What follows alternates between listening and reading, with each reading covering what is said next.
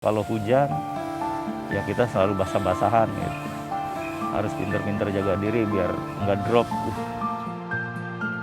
Kalau secara kelihatan kasat mata kayak berat, tapi kalau kita jalankan dengan ikhlas, dengan tenang.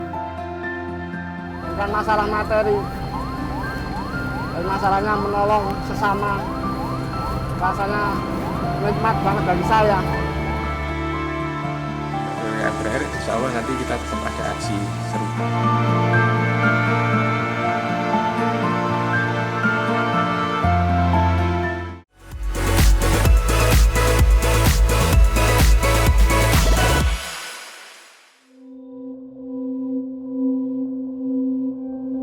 Tentunya lebih banyak dukanya ya Pak. Karena kan satu udah capek udah pasti, kedua kalau faktor cuaca, kalau hujan ya kita selalu basah-basahan gitu. Harus pinter-pinter jaga diri biar nggak drop. Kalau secara kelihatan kasat mata kayak berat, tapi kalau kita jalankan dengan ikhlas, dengan tenang, yakin bahwa itu tidak terjadi apa-apa. Kalau misalkan memang sudah waktunya, ya sudah, itu enteng. Yang penting kita harus tahu prosedural dan protokol kesehatan. Bukan masalah materi, masalahnya menolong sesama. Rasanya nikmat banget bagi saya. Kita sebenarnya ada keterbatasan ya Mas ya, karena kita juga korban pandemi juga dalam tanda petik itu. Dengan dukungan yang ada kita mungkin sampai PPKM berakhir Mas.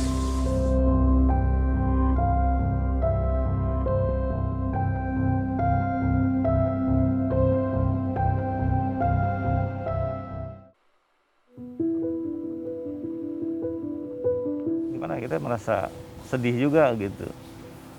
Apalagi kalau ada yang sekaligus memakamkan 2 orang keluarganya gitu. Seperti kemarin, saya jadi kayak inget ke keluarga gimana gitu. Saya harus ya sedih lah ngelihatnya, nggak bisa diomongin gitu. Ya, kesedihannya saya lihat itu ya karena ditinggalkan untuk selama-lamanya mungkin sama almarhum.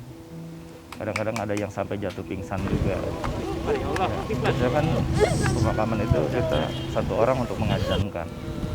Nah kesedihannya di situ nggak bisa melihat langsung prosesi pemakaman secara langsung karena harus ada jarak ya, hanya untuk yang mengajarkan saja di situ.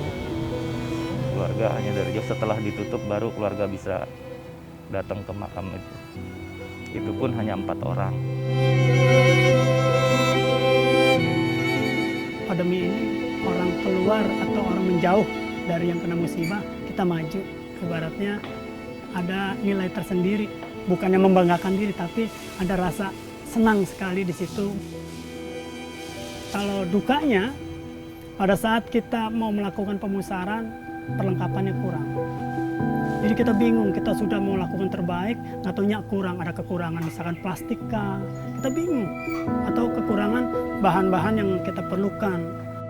Peti yang kita harus perlukan, tiba-tiba tidak ada.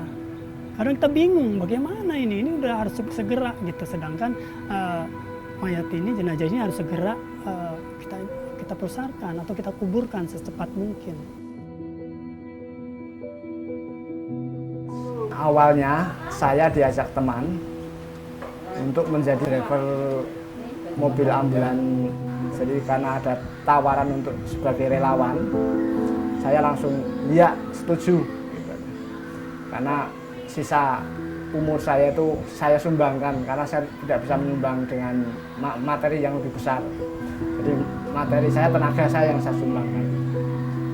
Kalau motif ekonomi terus terang saya nggak ada.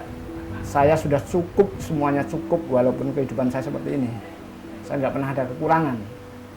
Jadi pekerjaan apapun yang saya kerjakan di lingkungan saya nggak pernah minta bantuan apapun. Saya nggak ada minta bayaran. Covid gelombang kedua ini ada fenomena isolasi mandiri. Orang-orang banyak yang dia harus menjalani, harus berjuang melawan Covid itu di rumah. Dan dia harus berjuang sendiri tanpa dukungan medis karena memang fasilitas medisnya sudah overload ya. Dan itu kita juga, saya baca-baca itu ada banyak yang mereka terabaikan, bahkan sampai meninggal tidak ketahuan gitu. Nah, saya tidak ingin setidaknya di lingkungan kami itu ada orang-orang yang terabaikan seperti itu.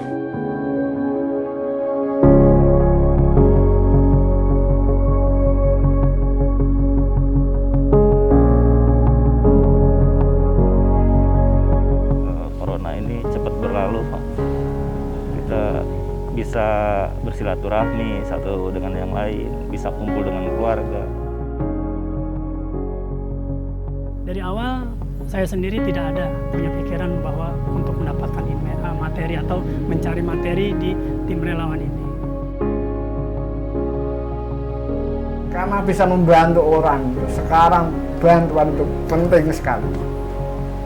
Kebanyakan orang lagi udah nggak bisa ngapa-ngapain, terus kita bisa membantu, senang sekali saya. Saya yakin bahwa seperti yang Allah sampaikan itu di balik setiap kesulitan itu ada kemudahan. Jadi ketika kita menjumpai satu kesulitan itu kita tidak boleh terpuruk dan diam saja. Mari berbuat kebaikan dan Kita harus berani berubah.